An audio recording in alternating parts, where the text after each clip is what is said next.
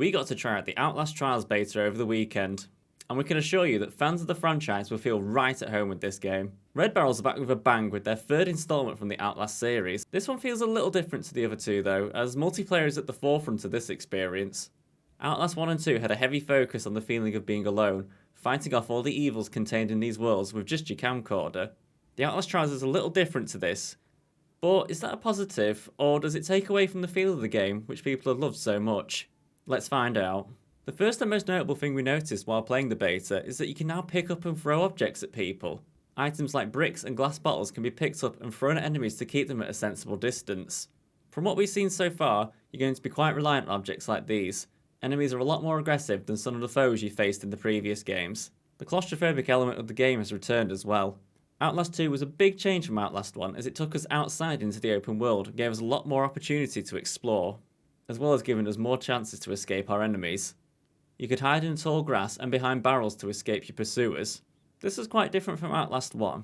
The only time you actually went outside in Outlast 1 was when you escaped the asylum facility, and even then you barely faced any enemies outside, and it was more of a race to get you back inside than hang around outside for too long. Outlast Trials brings you back indoors and in an even more closed environment than before. Obviously the main difference here is that you had to work as a team. Never before has this been an option in the Outlast games, and it adds an entirely new dimension to the game. Fun multiplayer elements have been added as well. There's like a hangar zone where you can interact with other players and do activities like arm wrestling with other folks in the lobby. It's a weird experience for the Outlast games and kind of takes away from some of the horror elements slightly. I understand why they put it in.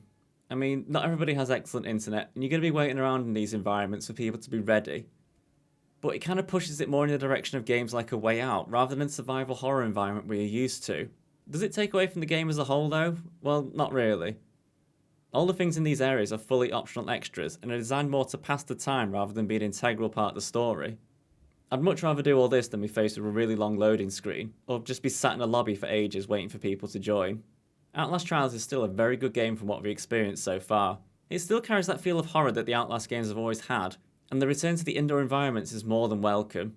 There's always that sense of foreboding when playing a game like this, especially when being chased by your enemies, and Outlast Trials does this amazingly. Some of the multiplayer elements can take away from the pure Outlast experience we've had over the years, and it can feel a bit more like Dead by Daylight at times, especially when you're throwing stuff at your enemies.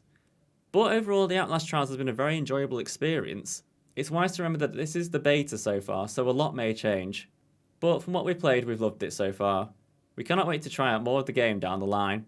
For more upcoming games, don't forget to like, comment and subscribe to GG Recon Gaming.